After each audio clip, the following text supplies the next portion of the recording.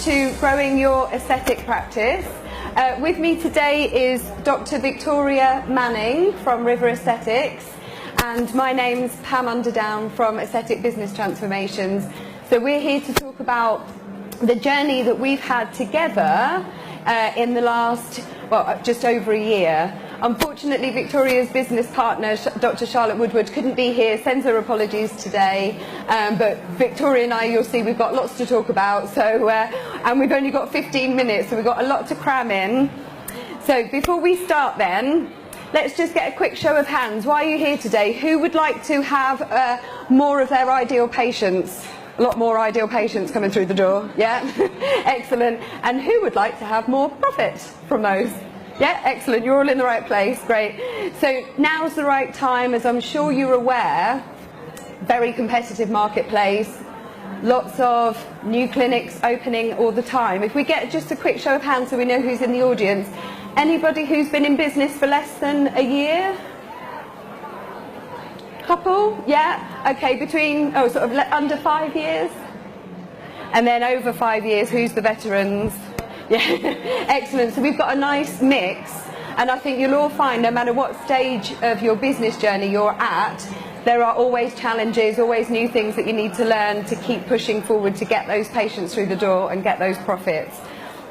So we're sharing our journey, and Victoria is actually going to be the one going into the detail, because we've learnt a lot together as we worked together during the last year. They've actually doubled their business working with me in the last year, which is great, and that's why we're here today to give you those lessons learned. So grab your pens and papers, and I'm going to hand you over to Victoria Manning, but I also actually need to hand over the microphone as well, so do excuse me a second.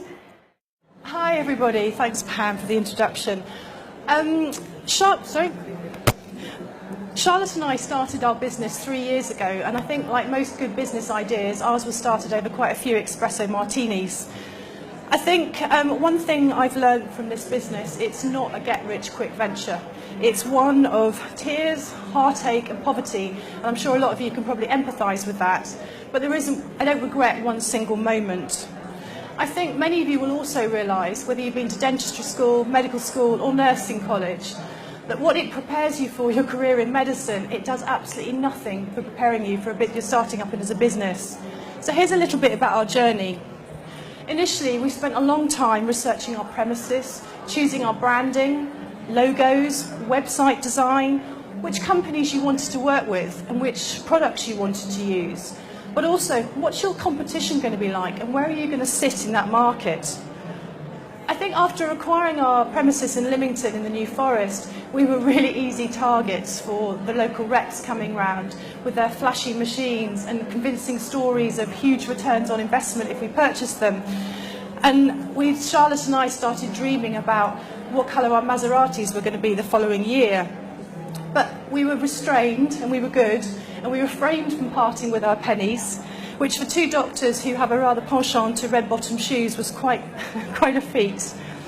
I think understanding what your customers want in your area, also how much they're willing to pay, and how much they're going to come back every other month or in the year, but also all they talk about you to their advocates and their peer group, because these are really important facts when you're building your business.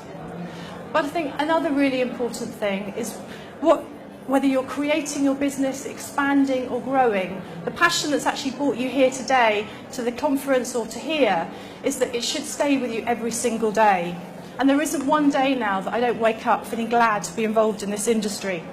So we first opened in November 2012, seems a long time ago now.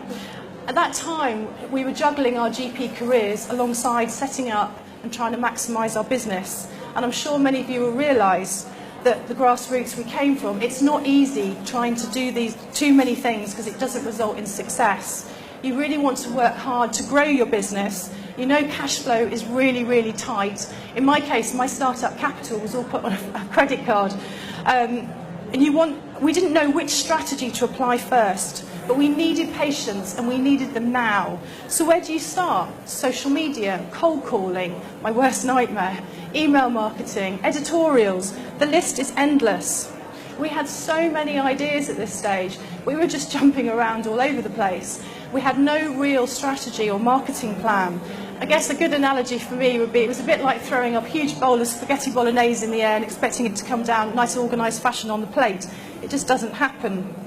At this time, Charlotte was a GP locally, and for my sins, I was working as the medical director for a local prison. We were working 3 days a week in our normal jobs and 3 days a week unpaid in the clinic. Something had to give. As I'm sure you would all appreciate, personally, I didn't feel I was doing either job particularly well, and something had to give. So in October 2014, we took the plunge and we gave up our normal GP jobs to chase our dream. Giving up a safe GP salary to focus on the clinic full time is quite a daunting thought. Personally, I had very few assets, and now I had absolutely no income. Everyone said, "Are you start raving bonkers?" I remember my family saying, "You're mad." But we had fire in our tummies and we had the passion, so for me, failure just wasn't an option. But we knew we needed some help. So this in mind, I started trawling through the social media sites and found a post from what we call now her Auntie Pam on LinkedIn and I read her blog and then thought she had some interesting things to say. But at that time, I did what I normally do, filed it and thought I'll deal with that another day.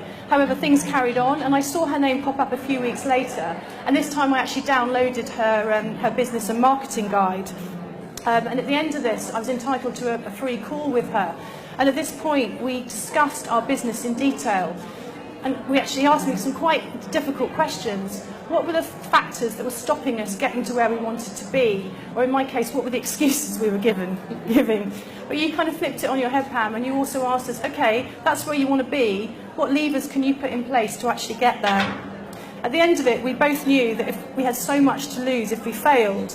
In my case, quite severe financial trouble, being very mindful at the 2-year point at this time, we had not taken 1 penny out of the business because we'd reinvested everything. I guess we kind of climbed a mountain, got past the halfway point, and there was just no going back to the safe world of the NHS in Charlotte's case, or locked up in mine. I think after the call with Pam, we were really galvanised to start making changes. We needed a business plan, we needed a strategy, and we needed a financial plan. And Charlotte and I realised, I think we've been running blind for probably a couple of years. So my first piece of advice to those of you who just started out is do listen to your colleagues, absorb what they have to say, because it is a completely different world from medicine to learning about targeted revenue growth and marketing plans. I think another important thing to remember is when you're in the NHS, your patients come to you because they have to. In aesthetics, they have a choice. They come to you because they believe and trust in you. And believe me, they do vote with their feet. The business world can be quite lonely, and I am so lucky to be in partnership with another doctor. So we've got someone to bounce ideas on and support each other. And now Pam's adding to that as well. And she's quite often morphed from business coach into agony aunt in quite a few occasions. If any of you have done personality profiling, because it's always hard to actually say who should you partner up with, Charlotte and I are actually polar opposites. She is so blue in personality. She's analytical, she loves figures, whereas me, I'm a flamboyant yellow, very impulsive, an ideas person. But together we work very, very well. And we realised with Pam's help, and to maximise the business, we had to utilise each other's strengths. So Charlotte, bless her cotton socks, took on the job of finance and data, and I took on the marketing lead.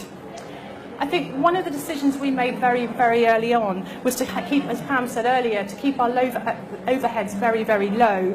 So we decided not to have staff or machines. We have a very small clinic, so this was more out of necessity, I think, because if you had put more staff in it, it would just seem even smaller. So we outsource our reception team to Aesthetic Response, and they do a fantastic job for us. I think one of the mistakes sometimes new business make is the glittering enticement into buying new machinery. Yes, Charlotte and I looked at new machines, but we actually were quite sensible for once. This was Charlotte's point in. And we actually did quite a lot of market research first, and we decided if we didn't have any sign-ups for the machine, we had no money in the bank, it meant no machines. We've made mistakes. We've wasted an awful lot of money, but hopefully we have learnt with the experience. We've spent fortunes on launches, redesigns. Although they were fantastic launches, they brought no return on investment. We spent £5,500 on a website. I'm sure many of you have horror stories to say about websites, but this one never came to fruition. We now have a fantastic website designed by Mark Bugg sitting there, which is working brilliantly and bringing lots of business for us. We initially outsourced all our advertising and advert designs because we naively thought we were unable to do it ourselves, and we wasted a fortune doing this. And I think that's one thing Pam's a really good advocate for, is do it yourself and don't waste money on marketing if it's not going to bring you a return on your investment. I think another final point to make is this past year we've really homed in on what our USP was. 2 female doctors, both GPs, both very, very passionate about what we do. And the past year, we introduced PDO threads into our clinic two and a half years ago now, and this has completely revolutionised our clinic, and we've not looked back. We've kind of found our niche and maximised on it. I think it's been so successful for us due to the area we live in. I don't know if I've even been to the New Forest. It's a coastal town right on the edge of the New Forest, so we're surrounded by rugged sailors and riders who want the natural look and they don't want to look done. So I guess at that point we found our why. And as I'm sure most of you know, people don't buy what you do, they buy why you do it. Onto social media, this was my part. We tried to keep our online voice very individual and very human. We didn't want to be a corporate brand. We wanted to keep our marketing very, very personal. So with Pam's help, she taught me how to use GetResponse and set up autoresponder on GetResponse and send out regular newsletters to patients. This on topics of educational, promotional and topics of interest. Some more quirky than others. A recent one I wrote was on vaginal rejuvenation and finding your G-spot, which caused quite a stir in our little town. We've spent a whole day with Pam every month for the past year, implementing and taking action. Charlotte working on facts and figures and me writing newsletters, and Pam coaching us for our next campaign. Making time to fit it all in has been hard, especially now with a busy clinic and a busy family life. But we get through each day. We both know there's no rest for the wicked. You have to keep pushing forward out of your comfort zone and to try and keep growing. I think not as the business. One thing Pam's done for me, she's probably transformed me from a doctor into a business person.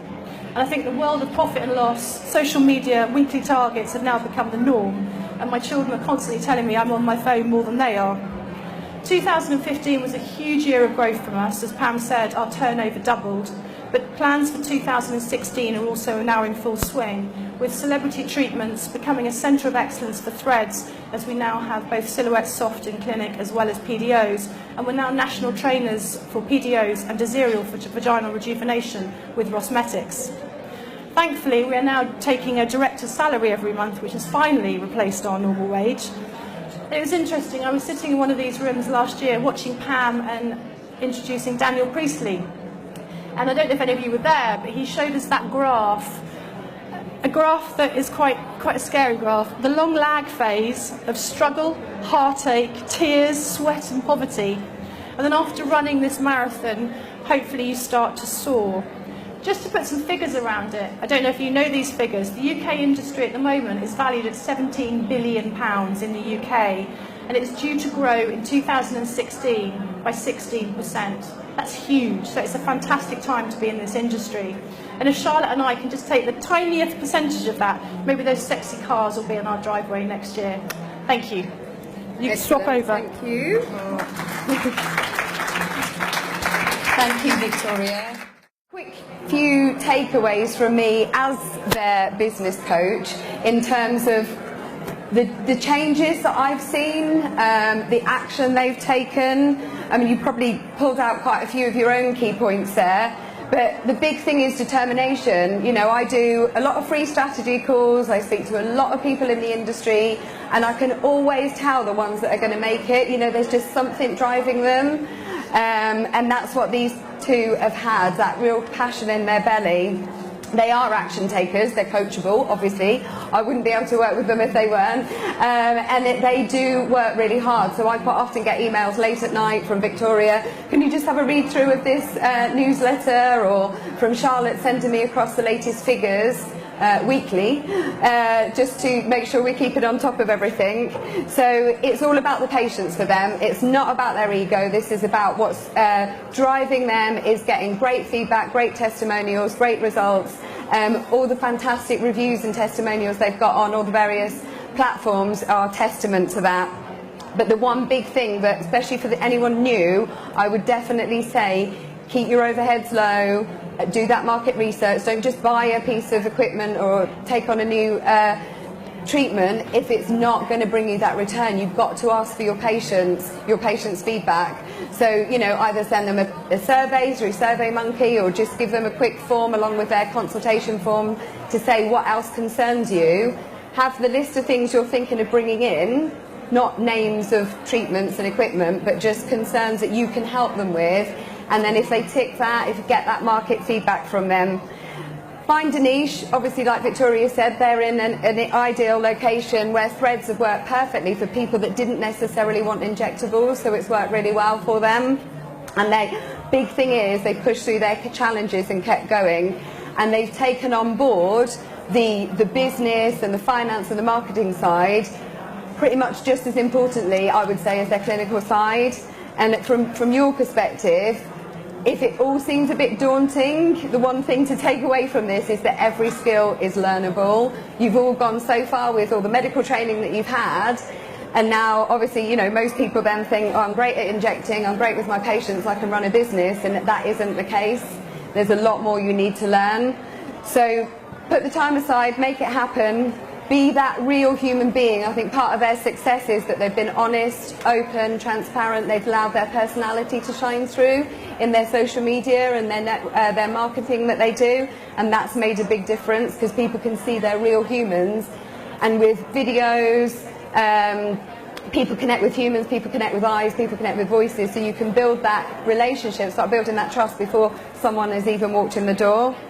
So, we're running out of time. I know we started late, but take controlled risks. Don't waste that money. Don't do what I see a lot of people do. Spend a fortune on equipment, fancy new clinic, none left over for marketing.